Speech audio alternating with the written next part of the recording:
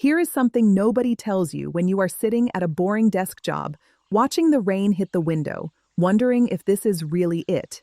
You do not have to be rich. You do not have to be famous. You do not have to be born in the right country or have the right last name. You just have to know where to go. I am Julia, and today I am going to tell you about 7 countries, real, beautiful, livable countries where you can hold a second passport in your hand in as little as 2 years. Not 5 years, not 10, 2, some of them even less. Now look, I have spent the last decade traveling to over 60 countries, talking to expats, interviewing immigration lawyers, dating men on 5 continents. Yes, that is a skill I also have. And what I have learned is this: the people who actually change their lives are not the ones with the most money. They are the ones with the most information. So let us get into it. Country 1, Paraguay. Asuncion skyline, colorful street markets, green countryside, people drinking tereré. Let us start in a place that most people could not even find on a map, and that, my friend, is exactly why it is so good. Paraguay. Landlocked, lush, largely overlooked, and quietly one of the most accessible second passport destinations on the entire planet. Here is the deal with Paraguay, and I want you to really listen to this because it sounds almost too good to be true. The country offers permanent residency almost immediately upon application, and then, after just 2 years of legal permanent residency, you are eligible to apply for full citizenship, a real Paraguayan passport, Mercosur travel access, a completely new chapter of your life. But wait, it gets better. Paraguay's residency program does not require you to actually live there for those 2 years. You are technically supposed to maintain ties to the country and visit, but the physical presence requirement is famously lenient. People talk about it in hushed, grateful tones in expat forums at 2 in the morning. The general understanding is that you need to visit the country at least once every 3 years to maintain your residency, and many people report that even that is loosely enforced. Now, I always recommend talking to a qualified immigration lawyer before you make any assumptions about enforcement. Laws can change, but the reputation of Paraguay's program for flexibility is very well established and has been for decades. So what is Paraguay actually like? I want to give you the real picture, not the glossy brochure version. Asuncion, the capital, is a city that moves at its own pace. It is not trying to impress you. The streets are wide, the people are warm in that quiet, unhurried way, and the cost of living is genuinely low. I am talking about renting a decent apartment for somewhere around $200 to $300 a month. A full meal at a local restaurant, grilled meat, salad, a cold drink for under $5. Your money stretches here in a way that starts to feel almost surreal after you have been living in Western Europe or North America. The country runs on a culture of beef, mate tea. Well, actually in Paraguay they drink tereré, which is the cold version of mate mixed with cold herbal water, and it is extraordinary. And a deep, slow kindness that takes a little while to notice, but once you do, it stays with you. The process for getting residency works like this. You apply with a set of documents that typically includes a birth certificate, a background check from your home country, proof of income or financial stability. The threshold is surprisingly low, usually around $500 a month, and you pay some fees. Everything goes through a gestor, which is a local administrative agent who helps process your paperwork. The whole thing, start to finish, often takes just a few months. Then you wait your 2 years. You can travel. You can keep your current life running. And then you come back, apply for citizenship, pass a simple Spanish language test. Not a difficult one. Conversational level is usually fine. And that is it. You are Paraguayan. Now here is something I find genuinely fascinating about this from a lifestyle and even dating perspective, because I always bring it back to that. Paraguay is one of the least known expat destinations, which means the foreign community there is small and tight-knit. If you actually spend time there, you are not lost in a sea of other tourists or digital nomads. You are a novelty. People are curious about you. The local culture values family, directness, and physical presence in a way that is refreshing if you come from somewhere where everyone is staring at their phones. The women are beautiful. The men are charming. The pace of social life is unhurried, but genuinely warm.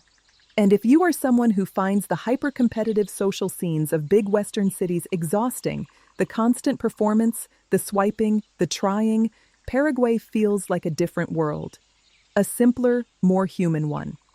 The passport itself opens Mercosur travel, gives you visa-free access to a solid chunk of South American and some Latin American countries, and it is a legitimate second nationality that gives you options. Not every second passport needs to unlock 180 countries.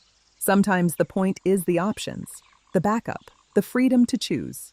Country 2, Argentina. Buenos Aires at night, tango dancers, Patagonia landscapes, wine country in Mendoza, cafes with newspapers. Now, from one South American gem to one that everyone has heard of, but far fewer people have seriously considered as a residency destination. Argentina. Buenos Aires is one of the great cities of the world. I say that without any exaggeration and with full awareness that I have spent significant time in Paris, Tokyo, New York, and Istanbul. Buenos Aires holds its own. It is cosmopolitan in a way that feels earned rather than curated. The architecture is European, grand, wide boulevards, ornate facades, corner cafes that feel like they belong in a Hemingway novel, but the energy is South American, loud, passionate, chaotic in the best possible way, and deeply, deeply social. Argentines talk about everything at the dinner table: politics, love, the meaning of life, the referee's terrible call in last Sunday's match. Dinner starts at 10 at night and ends when the sun comes up. There is a particular intensity to Argentine social life that either grabs you by the collar and never lets go, or sends you running for the nearest Nordic country. I, personally, was grabbed by the collar. Now, here is what makes Argentina interesting from a citizenship standpoint. Argentina offers one of the fastest natural citizenship pathways in the world for certain categories. If you qualify as having Argentinian descent, meaning a parent or grandparent born in Argentina, you can claim citizenship almost immediately. But even without that, Argentina's standard naturalization path requires just 2 years of legal residency, with a physical presence requirement that is generally interpreted as the majority of your time during that period. The residency categories are broad. You can qualify through employment, through running a business, through retirement income, through having a child born in Argentina, through marriage to an Argentine national, and the income thresholds are not astronomical. The Argentine peso's ongoing fluctuation has made the country extraordinarily affordable in dollar terms, and while that creates instability for locals, it means that expats earning in stable foreign currencies live extraordinarily well here. The process involves getting a DNI, which is the national identity document, and building your residency record over 2 years. The citizenship application then requires proof of residence, language competency in Spanish, knowledge of Argentine culture and history, and a clean background check. The language requirement is real. Buenos Aires is not like some other expat havens where you can get by in English indefinitely. You will need Spanish, and honestly, you will want it because the best of Argentina is inaccessible without the language. Let me tell you something about learning Spanish in Argentina specifically. The Argentine accent is its own thing. It sounds closer to Italian than to any other Spanish variety, with a lilting, melodic quality, and a particular way of pronouncing the letters L and Y that sounds like the sh in English. The first time you hear it, you might wonder if you accidentally ended up in the wrong country. Give it a week. It becomes the most beautiful sound you have ever heard. Politically and economically, Argentina is complicated, and I want to be honest about that. It has a history of economic crises, currency controls, and political turbulence. These are real things. But here is my honest perspective after spending a lot of time there. The Argentine people are extraordinarily resilient, creative, and resourceful precisely because they have had to navigate instability. There is a practical ingenuity in daily Argentine life, a we-will-figure-it-out energy that is genuinely inspiring. And Patagonia. We have to talk about Patagonia. The southern reaches of Argentina contain some of the most dramatic, pristine, untouched landscape on Earth. Mountains that look like they were drawn by a child who had never seen a mountain and just imagined the most magnificent one possible. Glaciers the size of cities. Silence so deep you can hear your own heartbeat. If you are someone who needs wilderness as part of your life, and I believe most humans secretly do, Argentina delivers it on a scale that is almost incomprehensible. The Argentine passport gives you Mercosur access, visa-free travel to a broad range of countries, and the ability to live and work in Argentina indefinitely. For people with Italian, Spanish, or other European heritage, Argentina sometimes serves as a stepping stone to reclaiming European citizenship through descent. But even without that angle, a genuine Argentine passport held by a genuine Argentine resident is a meaningful piece of your international identity portfolio. From a dating and social life perspective, I have to say this. Argentine men are famously romantic, and by that I mean genuinely expressive, not performatively so. They compliment you with eye contact and sincerity. They are not afraid of emotion. Argentine women are fiercely intelligent, opinionated, and will absolutely hold their own in any conversation about anything. The social norms around courtship are warmer and more direct than in many northern cultures. And if you are someone who finds the emotional restraint of, say, Northern European dating culture frustrating, Argentina will feel like a revelation. Just be prepared. When Argentines love you, they really love you. And when they do not, they will also tell you very directly. That clarity, honestly, is worth something. Country 3, Panama. Panama City skyline, the canal, Casco Viejo cobblestones, beaches, cloud forest, expat cafes. We move now from South America northward, up through the isthmus, to a country that has quietly been one of the smartest places in the Western Hemisphere to build a second life for decades. Panama. Panama City is a genuinely striking place the first time you see it. The skyline looks like someone picked up a piece of Miami and dropped it into the jungle. Glass towers, modern infrastructure, a world-class banking sector, and then, just a few minutes away, the cobblestone streets of Casco Viejo, a UNESCO-listed old quarter where crumbling colonial grandeur meets hip boutique restaurants and rooftop bars where the cocktails are extraordinary and the views make you feel like you are living inside a painting. Panama has long understood something that many countries are only beginning to figure out, that attracting foreign residents and investors is a competitive advantage. The country has developed a sophisticated menu of residency programs specifically designed to make it easy for financially capable foreigners to build a life there. The most well-known is the Friendly Nations Visa, which allows citizens of a list of qualifying countries, and it is a long, inclusive list, to obtain permanent residency very quickly, sometimes within months, by demonstrating economic ties to Panama. This can be through employment, owning a business, or maintaining a certain level of bank deposits or investment in the country. The thresholds are accessible for middle-class professionals from the qualifying nations. Then there is the Pensionado program, which is arguably the most famous retirement visa in the entire world. If you have a guaranteed pension or annuity income, traditionally the threshold has been around $1,000 per month, you qualify. And the Pensionado program comes with extraordinary perks, discounts on healthcare, transportation, entertainment, restaurants, and more. Panama actively rewards people for choosing to retire there. After 5 years of legal permanent residency, you can apply for Panamanian citizenship. 5 years is slightly longer than our 2-year theme for this video, but I included Panama for a specific reason, for certain residency categories, particularly those involving Panamanian-born children or marriage to a Panamanian national. The timeline can compress dramatically, sometimes to as little as 3 years or even less. And for the Friendly Nations category, the combination of a fast-track residency with a clear and well-established 5-year citizenship path makes Panama one of the most professionally organized and legally reliable options in the region. The Panama Canal is not just an engineering marvel. It is the reason Panama has the kind of infrastructure, legal framework, and cosmopolitan culture that it does. When you control the crossing point between two oceans, you necessarily become a place where the world passes through, and Panama has absorbed the best of that traffic. The banking system is sophisticated and dollar-based.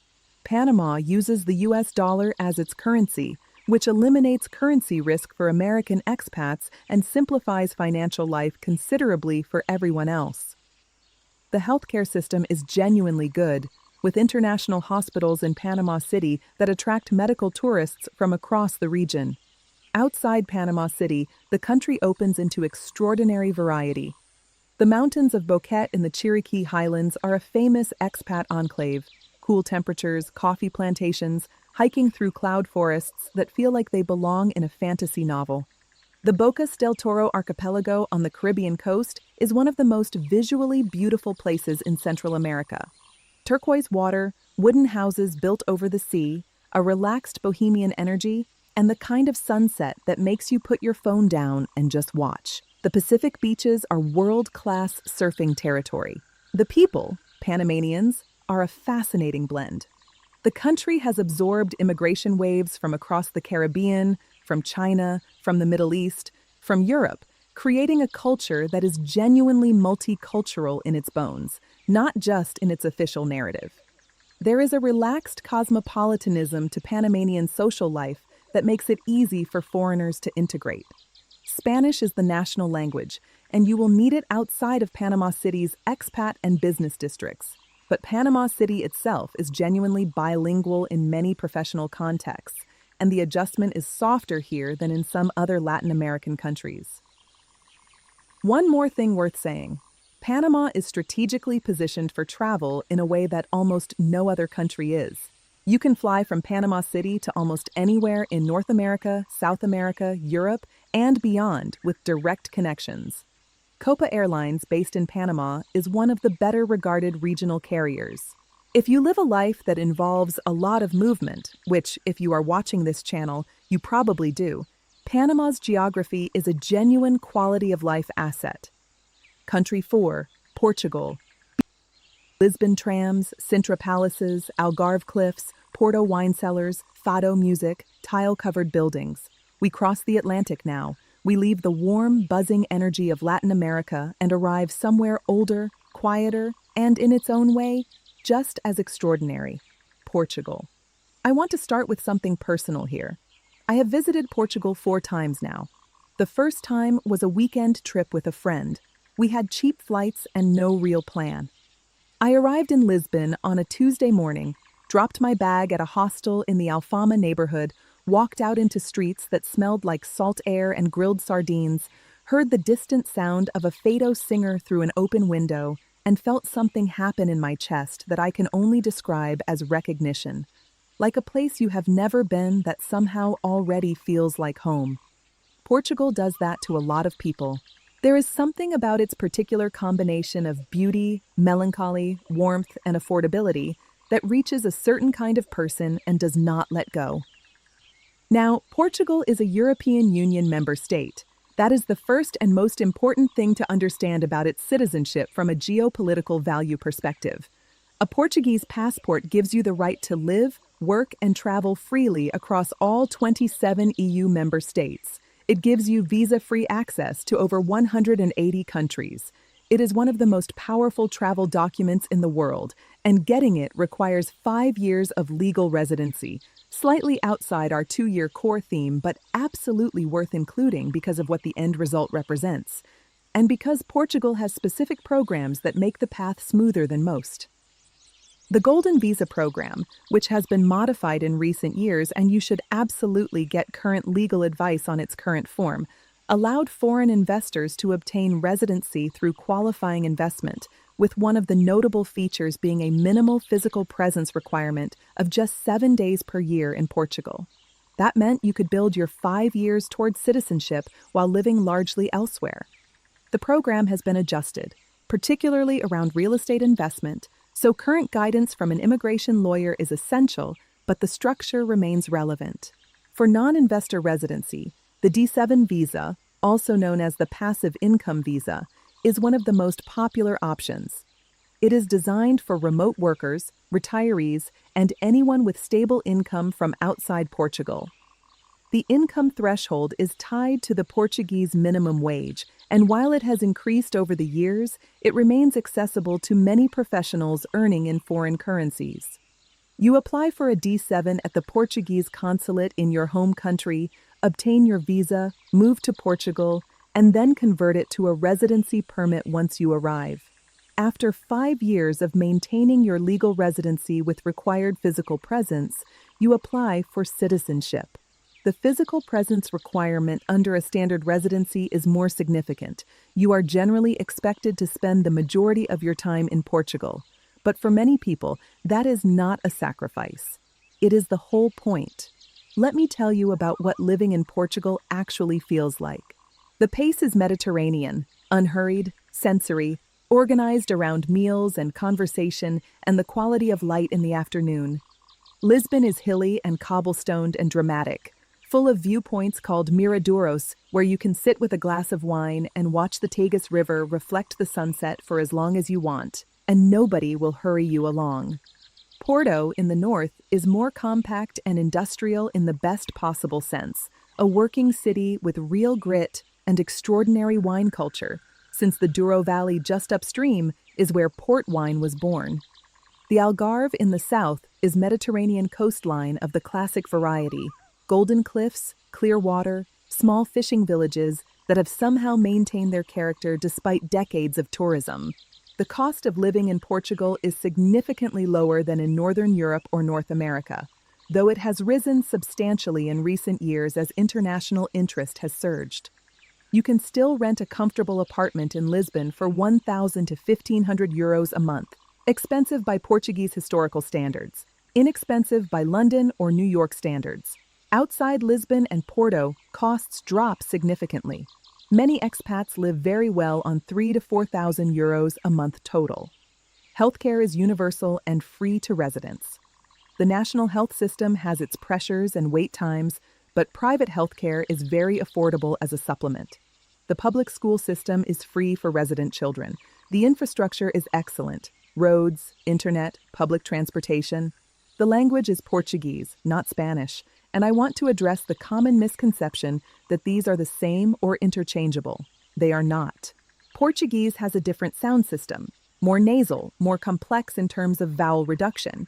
And while reading Spanish will give you a head start, spoken Portuguese is a different challenge entirely. The good news is that Portuguese people, as a cultural rule, are patient and warm with language learners. They appreciate the effort visibly and immediately.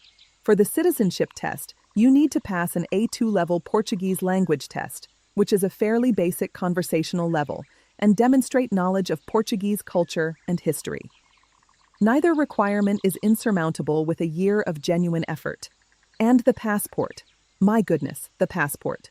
When you hold a Portuguese passport, you hold a document that represents one of the oldest maritime cultures in the world, that opens doors in Europe and the Americas and Africa and Asia, that gives you the right to plant yourself anywhere within one of the world's largest and most economically developed political unions. For someone who started their journey toward this, from a landlocked country or a nation with a complicated geopolitical situation, that piece of paper can feel almost unreal in your hand. Country 5. North Macedonia. Lake Ohrid, Skopje's Baroque architecture mixed with ancient ruins, mountain villages, Orthodox monasteries. Now, I want to take you somewhere that almost nobody in the English-speaking world has on their radar, and I want to make the case for why you should absolutely put it on yours. North Macedonia. I can already see you reaching for Google Maps. Go ahead. It is in the Western Balkans, landlocked, bordered by Greece, Bulgaria, Serbia, Kosovo, and Albania.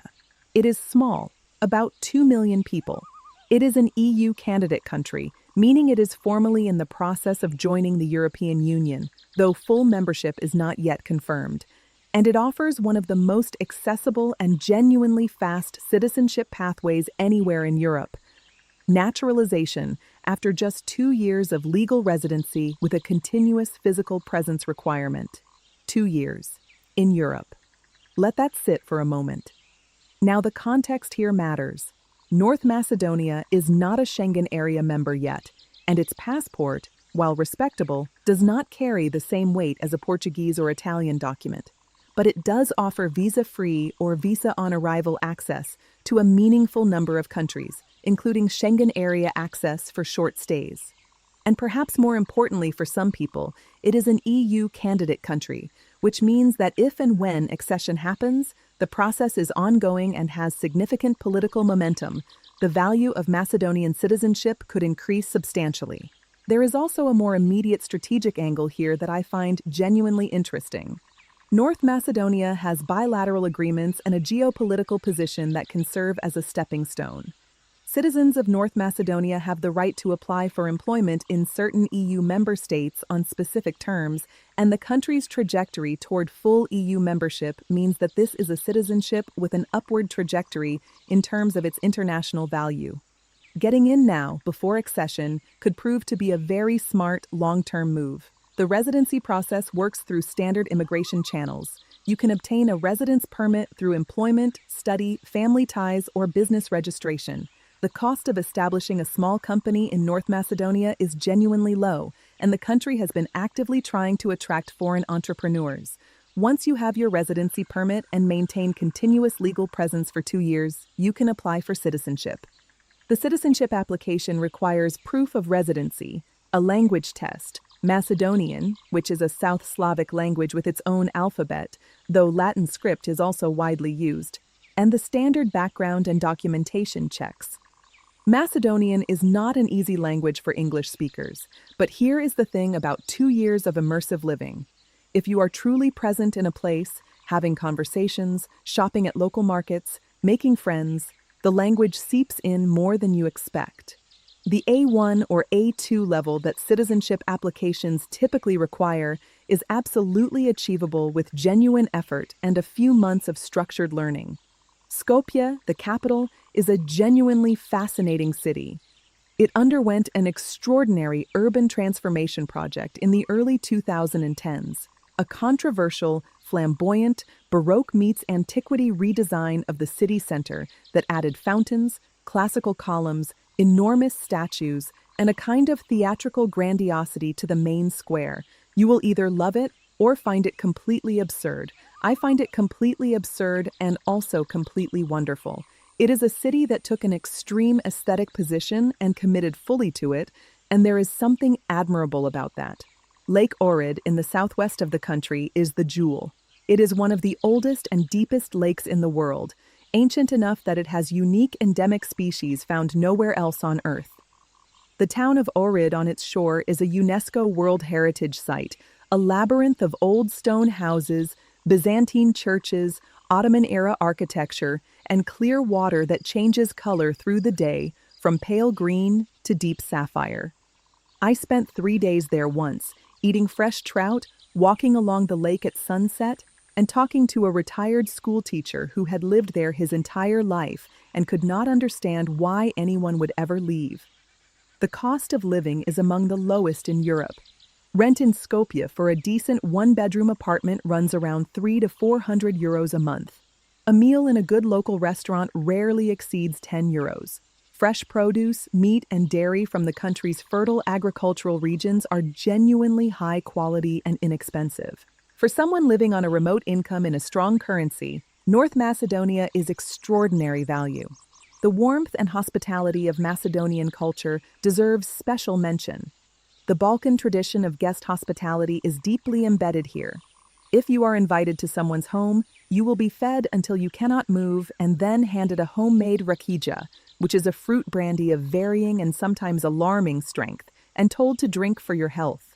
Friendships form more slowly than in some cultures, but they run deep, and the expat community, while small, tends to be close-knit and genuinely supportive. This is not the destination for someone who wants to stay anonymous in a big city or who needs the infrastructure of a major European capital, but for someone who wants something genuinely different, a smaller scale, a real community, extraordinary natural beauty, low costs, and a fast, legitimate path to a European citizenship. North Macedonia is one of the most underrated options on this list. Country 6, Turkey. Istanbul skyline at sunset, Bosphorus, Cappadocia, hot air balloons, Aegean coast, bazaars, Turkish breakfast. We are in Europe now. Or rather, we are in a country that straddles Europe and Asia with a kind of magnificent, deliberate indifference to the question of which one it belongs to. Turkey. The standard naturalization path in Turkey requires 5 years of legal residency, which puts it on the longer end of our timeline. But Turkey belongs on this list for a specific and very significant reason. Its Citizenship by Investment program, which offers full Turkish citizenship in exchange for qualifying investment with processing times that can be as fast as 3 to 6 months. No residency period, no language test, no years of waiting. The most common qualifying route is purchasing real estate with a minimum value of $400,000, which must be held for at least 3 years without sale. Turkey's real estate market, particularly in Istanbul, in the Aegean coast cities like Bodrum and Izmir, and in certain development zones, offers legitimate opportunities at this price point, and the investment is not simply a fee paid into a void. You end up owning actual property in one of the most geographically, culturally, and historically significant countries in the world. There are other qualifying investment categories: bank deposits, capital investments, job creation, but real estate is by far the most popular route and the one with the most developed support ecosystem of lawyers, agents, and service providers. Now, why does a Turkish passport matter? Turkey is a powerful travel document in its own right, visa-free or visa-on-arrival access to over 100 countries, including Japan, which is notable. More strategically, Turkey is a NATO member with significant geopolitical relationships across the Middle East, Central Asia, Africa, and Eastern Europe. For business travelers and entrepreneurs operating in those regions, a Turkish passport can open doors that a Western passport sometimes closes. Turkey's political relationship with the EU is complex and has been for decades, but the country's strategic importance means that Turkish citizenship carries genuine weight. The Citizenship by Investment path is separate from standard residency, and it does not require you to live in Turkey at all. You make the investment, complete the documentation process through a licensed law firm, and wait for processing. Many people do this entirely from their home country, visit Turkey to complete the final steps, and walk away with citizenship and a passport without having lived there for a single day. But here is what I would actually recommend, because I think Turkey deserves more than just being treated as a passport vending machine. Go and spend time there. Specifically, go to Istanbul. Istanbul is the most extraordinary city I have ever spent time in. And I have spent time in a lot of cities. It is the only city in the world built on 2 continents. It has been the capital of empires, Roman, Byzantine, Ottoman, and carries the accumulated weight of that history in every stone, every mosque, every winding street of the old city. The Bosphorus, the strait that divides Europe and Asia, is alive with shipping traffic, ferry boats, and fishing lines day and night.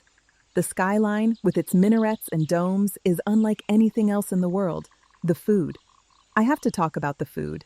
Turkish cuisine is genuinely one of the great culinary traditions of the world, not in the tourist brochure sense, but in the serious, this is a sophisticated culture with thousands of years of cooking development sense. Breakfast alone, the Turkish breakfast with its cheeses, olives, eggs, tomatoes, cucumbers, honey, fresh bread, and black tea, can take an hour and a half and feels like a complete philosophy of how to start a day. The kebabs, the meze, the baklava, the fish on the Bosphorus, every meal is an event. The cost of living in Turkey has become complicated due to significant inflation in recent years, and this is an honest caveat I have to include. The Turkish lira has experienced substantial devaluation, which means that for people earning in foreign currencies, Turkey is extremely affordable. But it also means that the local economy is under real stress, and you should be aware of that context. Real estate prices, interestingly, have held up relatively well in dollar terms in prime markets because of international demand, partly driven by the citizenship program itself. Culturally, Turkey is a fascinating blend of secular modernity and deep traditional roots, of East and West in constant negotiation. Istanbul in particular has neighborhoods that feel like they belong in contemporary Europe. Boutique hotels, design studios, art galleries, rooftop bars, sitting minutes away from neighborhoods where the call to prayer echoes 5 times a day over streets that have barely changed in 100 years. For someone interested in culture and in genuinely understanding a complex civilization rather than just passing through it, Turkey rewards deep engagement in a way that few countries do. The language is Turk, which is phonetically regular and written in a Latin-based alphabet, easier to begin than Arabic, more phonetically consistent than English, not essential for the citizenship by investment route, but worth learning if you plan to spend real time there. Country 7, Vanuatu. Pacific Islands aerial views, crystal water, tribal culture, volcanic landscapes, jungle, barefoot luxury resorts. And now we go somewhere that is genuinely unlike any other place we have discussed. Somewhere that will require you to find a different map than the one you have been using. Vanuatu. Vanuatu is a Pacific island nation, an archipelago of 83 islands actually, located east of Australia and north of New Zealand, in the region known as Melanesia. It has a population of around 300,000 people. It has volcanoes, including one of the most accessible active volcanoes in the world. It has some of the most biodiverse coral reef systems on Earth. It has a culture that, in many parts of the country, maintains indigenous traditions that have been unbroken for thousands of years. And it has one of the fastest and most established citizenship by investment programs in the world. Vanuatu's Development Support Program, and there are several variants with slightly different structures, so current legal advice is essential, has historically offered citizenship in as little as 30 to 60 days from application for qualifying investors. 30 to 60 days, not years, not months in the standard sense, weeks. The qualifying investment has typically been a contribution starting in the range of $130,000 US, paid into a government fund rather than a refundable investment, which means it is a cost, not an asset purchase. The exact figures and program structures have been updated over the years, and by the time you watch this, the specific numbers may have changed, which is why I always say, get current, qualified legal advice. But the fundamental structure of a fast, accessible, contribution-based citizenship program has been a consistent feature of Vanuatu's policy for years. Why would Vanuatu want foreign citizens? Because the contribution income funds national development in a country with very limited other revenue sources. And why would someone want Vanuatu citizenship? Let me count the reasons. First, Vanuatu is a tax haven in the genuine legal sense. There is no personal income tax, no capital gains tax, no wealth tax, no inheritance tax in Vanuatu. For entrepreneurs, investors, high earners, or anyone whose tax liability in their home country is a significant burden, a Vanuatu passport combined with actual tax residency in Vanuatu or careful legal planning can produce dramatic financial benefits. I always recommend working with qualified tax and legal professionals for this kind of planning. Tax law is complex and jurisdiction specific. But the Vanuatu tax environment is a real feature, not a marketing pitch. Second, the Vanuatu passport offers visa-free or visa-on-arrival access to an impressive range of countries, including the Schengen area, the United Kingdom, Hong Kong, Singapore, and Russia, among others. The full visa-free list has evolved over time. Some high-profile European access was suspended at various points due to concerns about due diligence standards in the program, and then restored, so checking the current passport index ranking is important. But for citizens of countries with weaker passports, particularly from the Middle East, South and Southeast Asia, and parts of Africa, a Vanuatu passport has historically represented a dramatic upgrade in travel freedom. Third, Vanuatu is actually a real place that is genuinely extraordinary to spend time in, not just a legal jurisdiction. The capital, Port Vila, on the island of Efate, is a small, laid-back tropical city with a disproportionate number of good restaurants, a friendly and cosmopolitan expat community, and the kind of physical setting, harbor, palm trees, warm water, that makes people who came for a month end up staying for 5 years. The outer islands, particularly Tana with its active volcano Yasur, and Espiritu Santo with its famous underwater President Coolidge wreck dive site, are extraordinary travel experiences. The culture of Vanuatu is one of the most fascinatingly diverse in the world. The country has over 100 distinct indigenous languages, the highest density of languages per capita of any country on Earth. And the traditions of different island communities vary dramatically. There are cultures where men still practice land diving, a ritual bungee jumping adjacent tradition using vines that is the origin of the modern sport. There are ceremonies, dances, and social structures that have remained essentially intact through the colonial period and into the modern era. Living in Vanuatu full-time is not for everyone. Healthcare is limited compared to developed nations. Infrastructure outside Port Vila can be basic. Internet connectivity, while improving, is not at the level of a major city. If you have serious medical needs or require constant high-speed connectivity for work, you need to plan carefully. But for someone who wants an extraordinary natural environment, a genuinely unique cultural experience, legal and financial advantages, and a fast second citizenship, Vanuatu occupies a category entirely its own. There is something poetic, I think, about the possibility that you could hold citizenship in one of the world's newest and smallest nations. Vanuatu gained independence only in 1980, and through that membership, gain access to more of the world than you had before. It is a reminder that belonging does not have to be about the biggest or the most powerful. Sometimes it is about the most beautiful, the most free, the most itself. I want to take a moment here, before we close, to talk about something that I think gets lost in the practical details of visa categories and income thresholds and language tests. A second passport is not just a document. It is a different relationship with the concept of home. I have talked to hundreds of expats over the years, people who left their birth countries for safety, people who left for opportunity, people who left because they fell in love with someone or with a place or with a version of themselves that they could only find somewhere else. And what almost all of them say eventually is the same thing. Having options changes you. Not because you necessarily use them all, but because knowing they exist relaxes something in your chest that you did not even know was tight. The low-level anxiety of being entirely dependent on one government's goodwill, one economy's stability, one country's political mood, that anxiety dissolves, slowly. And in its place, something else grows. A kind of quiet confidence, a lightness.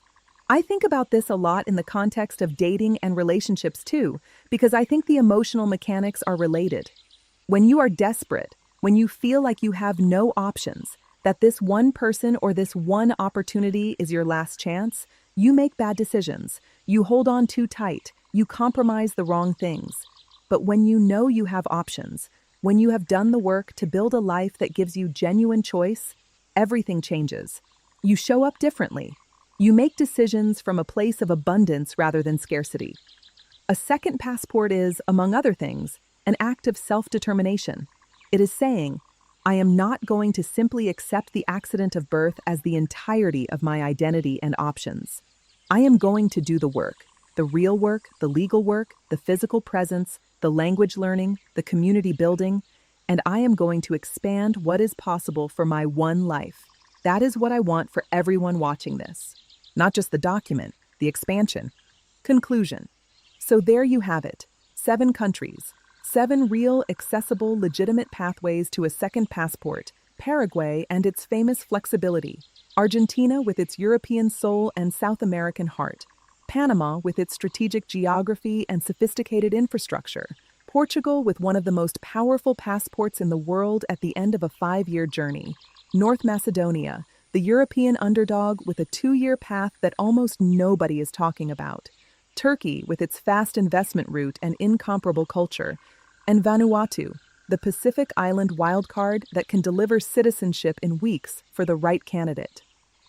Each one of these is a real place, not just a legal jurisdiction. Each one has people who have already made this journey and are living their expanded lives on the other side of it. Do your research. Get qualified legal advice. I cannot say this enough. Laws change, programs update, thresholds shift. What I have shared here is a starting point, not a legal roadmap. But the starting point is real, and the destination is real.